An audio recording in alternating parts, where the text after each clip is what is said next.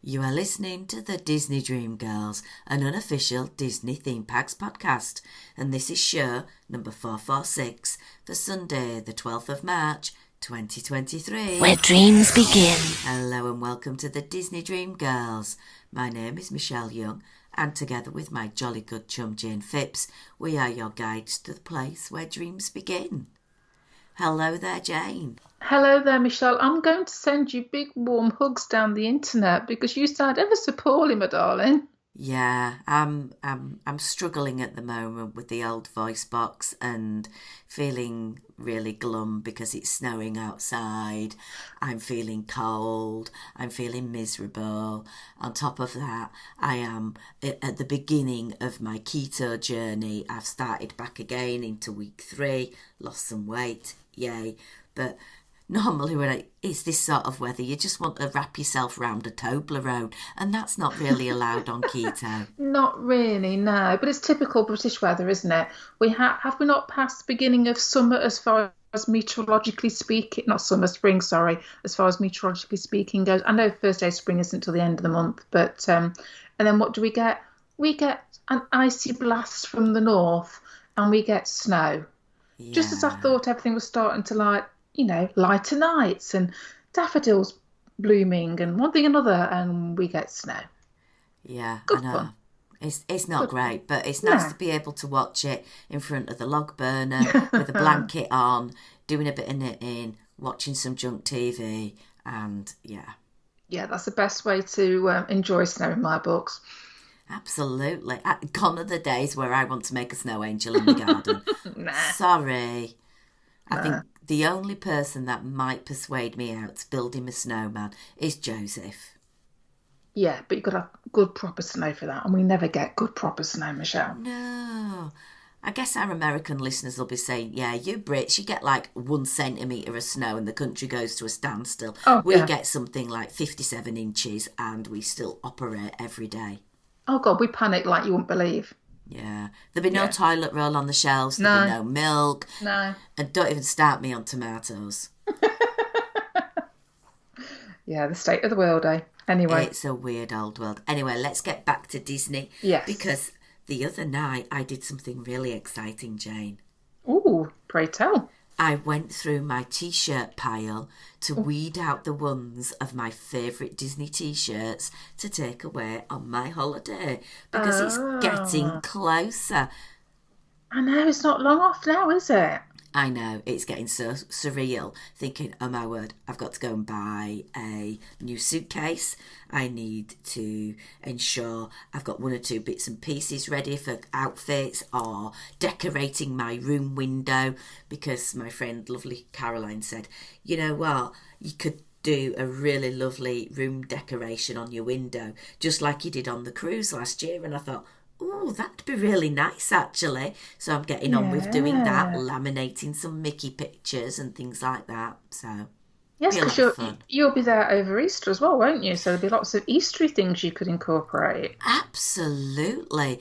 And I've not been at this time of the year since, oh gosh, I want to think it was 2012. Right, okay, so. A long time ago I've been at Flower and Garden, which is really nice to get back to this festival. The only one I will never ever get to is Festival of Arts in the job I do. Yes. And Christmas, I'd love to go. I was so jealous. Friend of mine basically sent me a message and saying, OMG, my partner has just bought me 7 days in Walt Disney World just before Christmas. And I'm like, amazing. Yeah, I mean, I was fortunate to go and experience the Christmas stuff, but it was like we had that sweet spot of the very late November, early December. It's going back a lot of years now, and things were an awful lot different back then. But it was great time because it was busy, but it wasn't. But it was quiet at the same time. So you had all the busyness of the festival, but the crowds were uber low because it was early December. So we kind of hit that little sweet spot. But Christmas and Disney combining my 2 favourite things. So yeah. I'd be well up for that. Absolutely. Anyway, podcaster-roomie time. Let's think about spring and beautiful flavours and colours. And As I recall, all the way back to 2012, there is no better time to go and see Epcot at its blooming best because of this festival. It's so vibrant. The colours of the topiaries, the floral beds, the horticultural team do an absolutely amazing job.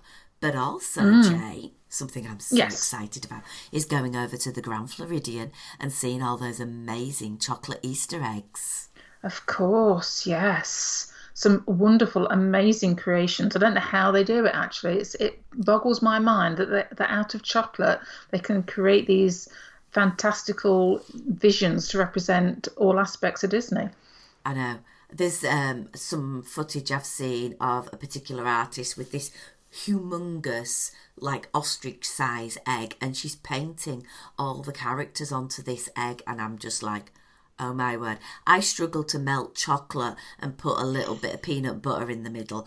That's my artistry. So yes, absolutely can't wait to go and see that. And it gives me a chance to go and have a look round at the Grand Floridian and enjoy the surroundings and possibly go to their quick service, because I do like their quick serve there. I think it's particularly good. Yes, must admit, and of course, chance to see the lobby one more time before they get in there and refurb it. Yeah, wow. Things are changing, but how many times have we said it needed a little bit of a revamp? Yeah, let's just hope they still keep the quintessential Grand Floridian vibe to it. I'm sure they will, Jane. They're not going to do like they did over at the Beach Club and put in a coffee shack that looks like any generic coffee place in the world. Yeah. And I gather they've done the same in the DVC part of Wilderness Lodge, where you've got that beautiful rotunda with the wooden floors and the big fire, and it used to have all the rocking chairs, and you could go walk through and see the steam trains and the pictures of Walt, and they've just replaced it with, you know, what looks like upmarket IKEA. No offence, IKEA, but it does. Such a shame. Yeah, we love our Disney. We don't like change as Disney fans. No, we are reluctant to move sometimes with the times, but I think we both recognise that sometimes you have to, and it's all very well and good moving forward, but I think it's great to do that, providing you can keep the Disneyness that was there originally. 100%. Anyway, before further ado, and we go on to our foodie fest, have you got some history for us, Jane? I have, and for once, I've got 3 little bits, but they all relate to the actual 12th of March, because normally I end up having to get, like, other dates and stuff. But yeah, 12th of March. So, 1911, way before you and I were even conceived of, Michelle. Sorry, I was just thinking of 1911. You mean nearly 7:15 at night? Oh, I don't know. I can't do 24-hour clocks. That wouldn't mean that to me. That's because you're army, isn't it, you see? Yeah. That's where you get the 1911 from. No, this is the year 1911. And this is the birthday of a special effects artist, animation director, and landscape painter, Joshua Meader. Now, he arrived at Disney in 1936, and he went on to work as part of the special effects team for the 20,000 Leagues Under the Sea movie, which actually won an Academy Award. But he also worked on, you'll like this, Snow White. Oh. He did Pinocchio, Fantasia, The Reluctant Dragon, Dumbo, Bambi, Saludos Amigos, Song of the South, Peter Pan, Cinderella, The Absent-Minded Professor, Son of Flubber, and Mary Poppins. Just an odd 1 or 2 films he had a little hand in. Wow. He actually was a very talented landscape artist as well, and got lots of awards for his works, and 50 apparently of his works actually included in Walt Disney's personal collection. Wow. So how lovely is that? Very quick little mention now of very short on this day in history, 1938, and we have to mention this because this is the day that Snow White and the Seven Dwarfs was released in the UK. Oh, I wasn't around for that either. No, but we have to mention it because we all know it's Michelle's favourite. Yeah. And then playing into one of my little favourites, in 1962, another birthday of a chap called Chris Sanders, who is an animation director. He's a film director, screenwriter, producer, illustrator and voice actor. and he's best known for co-writing and directing Lilo and Stitch. But he's also done all the voice work for all the Western produced versions of Stitch as well. But he's also worked on Rescuers Down Under, Beauty and the Beast, Aladdin, The Lion King, Mulan, Tarzan, and Leroy and Stitch. And I will confess, I went, Leroy and Stitch? I'm not really sure about that. And I don't think I've ever seen Leroy and Stitch. This was the third in the franchise, I suppose. It was a made-for-TV movie that I wasn't aware of. So not only did I find out history today, I actually learned something as well. It's all about the edutainment. It is indeed. There you go. Well, I've got something I'm pining over, Jane. Pining over? There's going to be a bit of an auction going on. Oh, you got your eye on something? There's some very prized Disney Parks memorabilia being sold off. And it's going to be hosted by the Heritage Auctions, and it's going to be held between the 25th and the 26th of March in Beverly Hills, California. Mm-hmm. One of the star pieces is a Walt Disney World former Snow White Scary Adventures attraction vehicle with Dopey on the front. Oh my goodness, that's like the trifecta, isn't it? Sort of thing. That's like the ultimate sort of thing. It's Walt Disney World, it's Snow White, and it's Dopey. Absolutely. It's circa 1980-1990, and oh my word, I am just flabbergasted. There's a current bid for just under $500,000. I take it you're not putting a bid in then, Michelle? No. No. But where would you put it? Well, exactly. There's lots of other bits and pieces. There's an original Skyway bucket from Disneyland. Wow. So that's going up. And then there's going to be some smaller pieces as well. But yeah, if you want a monorail cabin from Walt Disney World Mark IV, for those of you who know the difference, you know, how great would that be to have at my school I'd like to say in the garden, but we don't have one, in the playground, to turn into a reading area for our kids to chill and enjoy. Yeah. I would so love somebody to do that for us. But that would be amazing. I was just thinking, I'm toying with the idea of having a little garden room, or basically a new shed in my garden. That would be amazing, don't you think, for my little garden room? Absolutely. And we could go and sit on the monorail, and I'm sure Simon could create some sort of new window so that we could actually have the realistic film of what we would be going past on the monorail. And I'm sure you can make the doors slide as they open and close, you know, as they should do. Oh, you know what? He shouldn't mention things like this, because he hears things like this and this little projects start, and it's never good for me, really. So we'll move on quickly. At least it'd make the monorail smell nice. True. The last time a big auction like this for a ride vehicle took place, it was 2018, and a Dumbo flying elephant went for $483,000, and the sale in total raised $8.3 million for the owners of the artefacts. So maybe this is how they're recouping some more money into the Disney coffers, just saying. I wonder who actually owns all these pieces. That's the interesting thing, I suppose, isn't it? Well, if you're losing money on Disney Plus, you know.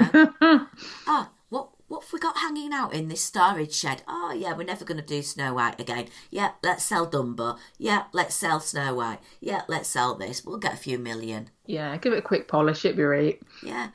Or they could possibly turn to crowdfunding to build a new attraction. Well, don't say never. That's all I will say, because you never know in these day and ages. Can you imagine the perks, though, Jane? You will be one of the first invited to ride on the new vehicle, and you can have your picture taken on the new ride vehicle, all thanks to your crowdfunding tier donation. I imagine, what would be the top one? If you say put like $1,000 in, could it be maybe that you get to ride with an Imagineer who created the attraction?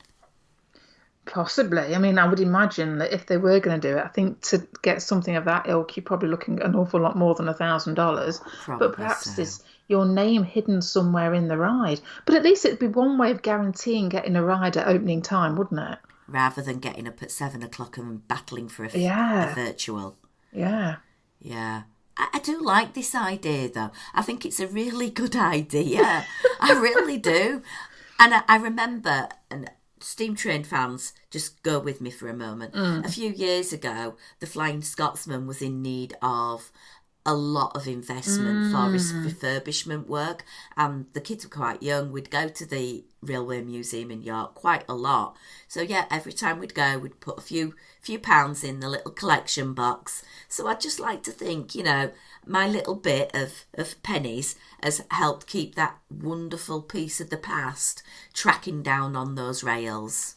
Yeah, absolutely.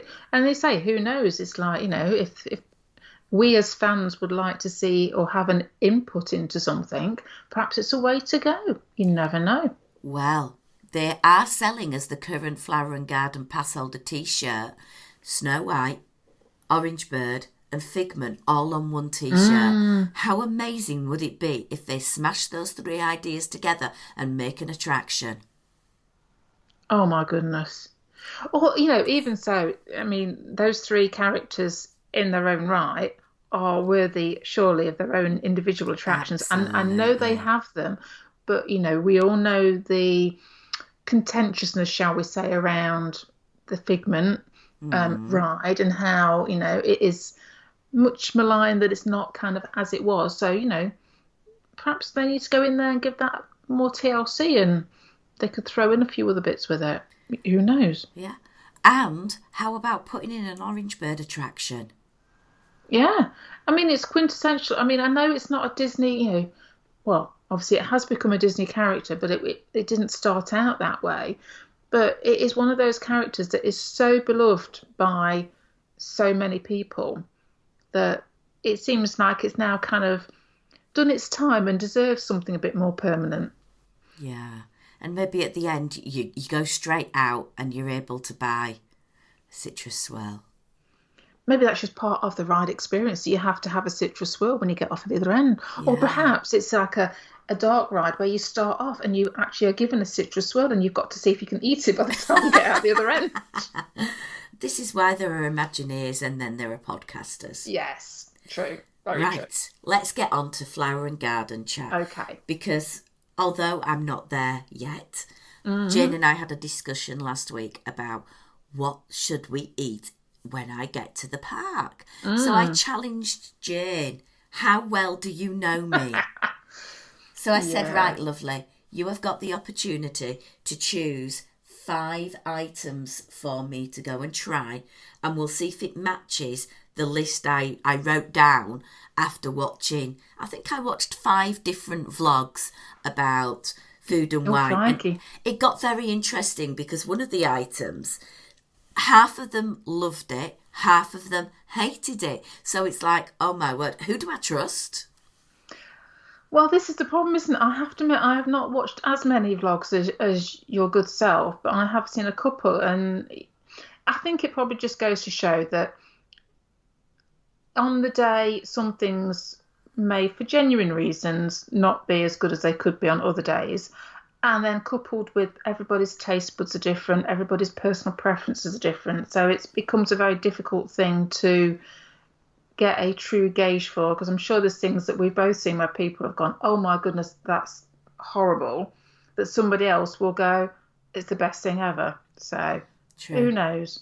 True. Hence why you have to try things when you're out there. Absolutely. So what are the 5 items, lovely? Well, can I just say, it was very difficult because I was trying to think about what you would go for, and then realised I was thinking what I would go for. So we shall see how this goes, and it's all a little bit all over the place. And I have to say, I've got no drinks. It's all food. Yay! And it's kind of leading. In fact, with the exception of one, it's all sweet stuff. So I do apologise. But anyway, shall we crack on? Absolutely. My first suggestion is from the refreshment port. And this is a soft serve waffle cone with peanut butter and jelly. She knows me. Please tell me you've got this one. Absolutely. And do you know what? The whole idea of a peanut butter soft serve swirled with black grape jelly just gets me so excited. And I know it sounds really, really weird, but it does. I love those ideas. Okay, us in the UK don't really get black grape jelly, but peanut butter, you know how much of a fan I am. So yes, I will take one for the team and I will accept that challenge. Good. Right. Next one. Connections Cafe. And this is the Orange Bird. Is it pronounced Liege waffle? I think it's like a Belgian waffle, isn't it? So it's a waffle with like a little disc on the top with the Orange Bird, like little piggy on it. Have you seen this one? I have. And I'm going to really disappoint you on this.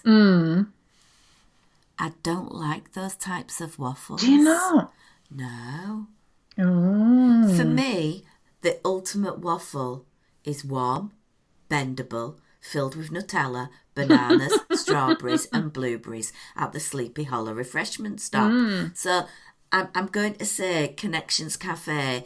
I am not going to be trying the Orange Bird Liege waffle because I think at that price point I'd rather put it towards something I'd actually enjoy, because I just find them very heavy and it's hard work to chew. Fair enough. 1 out of 2. I thought the Orange Bird might assuage you, but there you go. No, pennies are tight, Jane. I'm on a very tight budget on this You trip. are. So it's You got to are. be absolutely amazing for me, this tight Yorkshire woman, to spend any money. Right. Now, my next one kind of ties in because of the challenge that you're doing. Ooh, yes. So this is over at the Magnolia Terrace, and it's the Bananas Foster Bread Pudding. Ding, ding, ding, ding, ding. Chicken dinner winner. Absolutely. I think everybody I've seen has said this is a big hit. Bread pudding, I absolutely adore. Brings back lots of lovely childhood memories. Caramel, bananas, and it's a reasonable price. Is it for under $5? Yeah, $4.75. Yeah. So not too shabby at all. Absolutely. Every time. Much better than going to the funnel cake stand next door and spending double that for a teeny weeny portion. Well, yeah. I mean, I did see over at the funnel cake. They've got, talking bananas. There is actually a. Is it called a banana sundae or banana split? I think funnel cake, isn't there? Yeah. And that's $11.50. Yeah, not happening.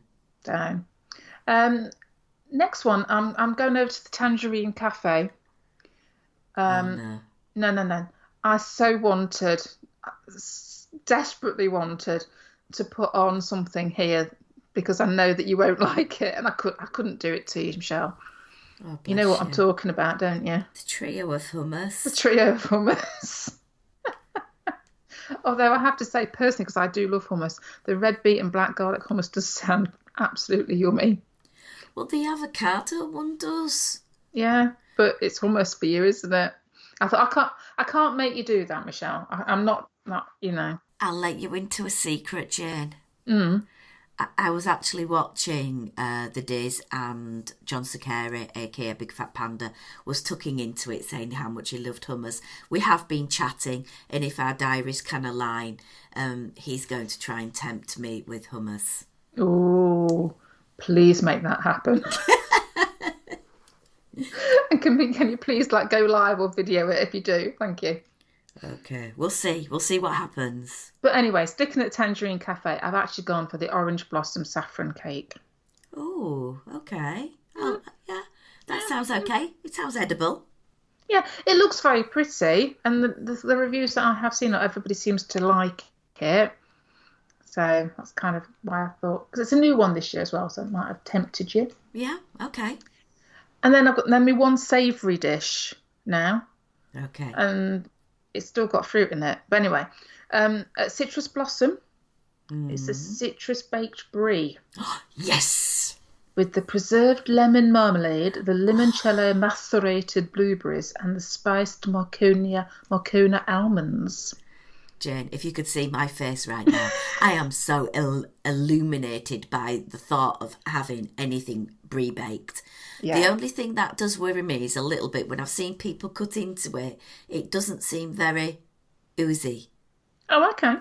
But absolutely go and give that a go. Yeah. So how many have I scored there? Two. You've got the waffle cone, bananas Foster, and you have got the brie. Oh, so 3 out of 5. That's not too Yeah, I bad. think you did okay. Can I just mention some? I've got some honourable mentions. Can I go through this? And just on the off chance that any of these might have sneaked in. Okay, go for it, babe. And this is purely because this is for the sipper cup, which I don't know whether you're going to do or not. It's the orange lemon smoothie, because that sipper cup for the Orange Bird is to die for. It is just too cute not to pass up. So I didn't know whether that would be on your list or not. It is, and I kind of wanted the book as well for bedtime Oh, the little stories for golden book. Joseph. Yeah, very cute. It does bring back lovely, sweet memories because I've got literally right next to me the Orange Bird ears that my lovely friend Karen Henderson had sent me. And yeah, they're going in the suitcase. I will be wearing them with pride to remember Karen. But yeah, and between Karen and Marla Chan, they both enabled us to have an Orange Bird sipper. So how amazing is the power of our Disney connections? Absolutely. Quickly moving on. Brunch cart. I've got some fried cinnamon roll bites Oh God, yes, please. with candied bacon. Oh my God, and they look amazing. Quickly onto Farmer's Feast. This is the char-grilled bison ribeye. I didn't know if this might appeal to your keto side. It did until I saw that it was, nearly $10?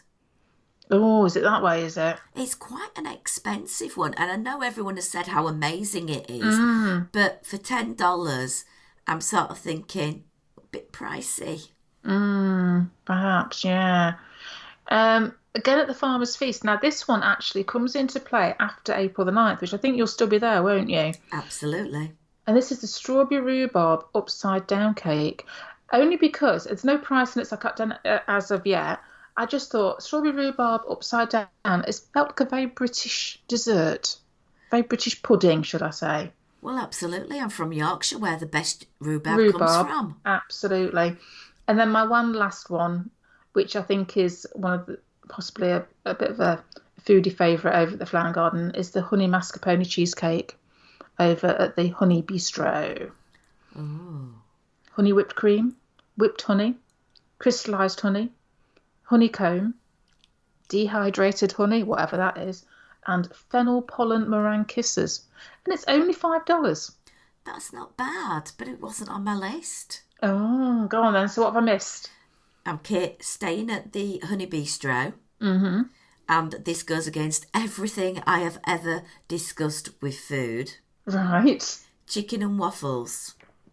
Okay. So you've got this lovely sort of corny type waffle base with a brined fried piece of chicken on top with honey. Oh, I just thought it'd be interesting to try because, you know, I've gone on before about how chicken and waffles to me are the weirdest combination ever. So I thought, right, I'll give it a go. Which is why I didn't pick it for you. You see, you know me. I also thought at Florida Fresh, their Florida watermelon salad would be a lovely, refreshing something for me to eat on a warm day. Yeah, you see, I saw that because I don't like watermelon. I dismissed it. I know I'm picking for you, but you know when you read something and it just doesn't appeal, it's very hard to pick them. Yeah. Over at the Odyssey building, a lot of people raved, obviously, about what you mentioned, the citrus baked brie, but they also have some shrimp that have been breaded and fried, and they come with like a sort of like a Thai orangey sauce with it, and for $7, and I think this $5, that sort of says that's a bit of a bargain. Definitely. What else have I got? Fleur de lis over in France. The creme brulee beignet. Oh, okay. Because it's a beignet, obviously. Yeah, I should have thought that. Donut, hello. Florida Fresh have the strawberry shortcake. Yeah, no, you see, I saw a review of that and it didn't go down very well, which I think is kind of why I stayed away from it for you. Yeah, and I've seen 5 different people try this. Some of them have said it was too salty. Some of them have said, oh my word, it's one of the best of the fest. So I have to try it at $4.75. Yeah, like I say, it's going to be one of those things, isn't it? You could have a like you can do going into any restaurant. You can have a bad day with some food, and then everybody's personal taste. It's a difficult one to get something that absolutely everybody's going to go for. Yeah. One thing I will be doing is I don't know what you want to sort of say about this. This is the garden graze, where Okay. you can go around the festival and try a range of items, and if 5 of them are on this garden graze, you can go to the Pineapple Promenade and get a lime Dole Whip in a souvenir cup, which I thought would be great. Yeah, and that does mean because just my limited knowledge of the flower and garden food, Michelle, I'm sure the hummus is a Graze item as well. So there you go. That's another motivation for you to try the hummus. Yay. No, am I not convincing you? No. Okay. I do have the list of what I could try. Go on So then. there's the grilled street corn with the savoury garlic spread and spicy corn chips. Yeah, That's I'm not at a fan of Florida corn. Fresh. I do like corn, but eating it in public, Yeah, Yeah. stuck between your teeth. Nah. absolutely. Avocado toast, yes please. Mm-hmm. There's the boneless impossible Korean short rib. Now, this got me laughing because if it's impossible meat, it won't have come on a bone. Bone? So, No. yeah. So, of Yeah. course, it's going to be boneless. Of course Duh. it is. There's the Impossible Lumpia, which I've seen a lot of people say was really good. Mm. There's a chocolate cake with blackcurrant ganache, mixed berry compote, chocolate ice cream. And I thought, okay, providing it's not too hot and the chocolate ice cream doesn't go to a puddle. Yes, that's the only thing with the Florida heat, isn't it? Ice cream don't mix. Yeah. Potato pancakes with a house-made applesauce. Mm-hmm. The coconut tres leches vanilla-soaked cake in oat milk, almond milk, coconut milk with toasted coconut on the top. That's another one. A pineapple skewing with the tagine spicy seasoning on top. Okay. And then the cookies and cream chocolate mousse cup, which is available at the Land Cart, which to me is, you know what I've described these mousses as, poop in a cup. So there's a few there that I might possibly get more than once to get those 5 little tickets. So we'll see. Interesting. Tis a cute little glass, though. Yeah, it is. And, maybe I might just have to ask people in the queue in front of me that are ordering a particular item if I could have their stamp. Just saying. Just in case, yeah. Yeah. Because some of those foods just don't get me really excited. But one thing I don't know if you noticed from all of that list, there's no meat. No. It's all plant-based. Is it all plant-based? Yeah. That's peculiar. Yeah, all plant-based. And I saw an interview with one of the chefs and he was saying we want to make this activity accessible to all. Well, okay then, which is lovely, except I've sat here and listened to what those items are, and apart from an odd couple, I've gone, I would struggle to have 5 of those because I kind of like the other side of the dining palette. So maybe they need to do a plant-based and a meat-based. Possibly. Or just make sure that there's plenty to choose from on the list. Yeah, because there are 10 sweet and savoury things. So mix it up a bit. Yeah. Yeah, but I am so excited. The list is going on the spreadsheet. The dates are getting closer. I really, really, really, really am keeping my fingers crossed that I can still find a ADR for Space 220 Lounge. I've not been able to so far. I will keep trying. On the days I'm in Epcot, I will try my best to see if I can, persuade, see if there is a walk-up list. But yeah, that's one place I would like to go. And I did have it last year and I ended up cancelling it and I kind of regret it now. Oh, shame. Well, I say, all you can do, Michelle, is keep on checking and say I do see quite a lot of vloggers out there seem to have a bit of luck with walk-ups. So, you never know. I mean, it's obviously going to be a busy time when you're there. And I did see the other day that I think Magic Kingdom, obviously around Tron opening date, is already sold out. Yeah. Which is to be expected, isn't it? It is, and it is spring break. It is going to be really, really busy. But on future podcasts, we'll talk through a few more of the plans that I've got coming up. We're going to talk a bit more about Jane's cruise coming up. I'll do some menu reviews of my trip after I get back. And if anyone would like me to do a challenge, please let us know, because there's a few challenges we're going to do, and Jane alluded to one surrounding bread pudding that we'll come back to. Our Patreon supporters know all about it because we did talk about it with them earlier. I think it's time to wrap this up so I can go and rest my voice a little bit. Yeah, save your voice. Absolutely. Thank you firstly to our Patreon supporters for keeping this show advert free.